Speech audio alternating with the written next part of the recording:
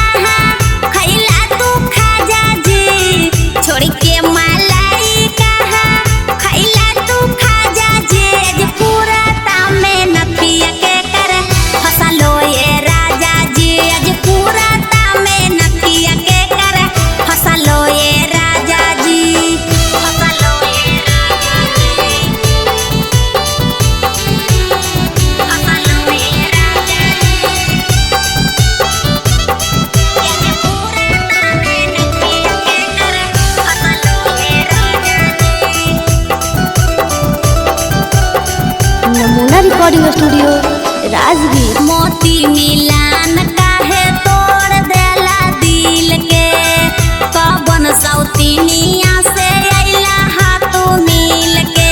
राजा सुना हो। मोती मिलान काहे तोड़ देला दिल के, कौन सौतीनिया से अइला हाथों मिल के। कौन गाला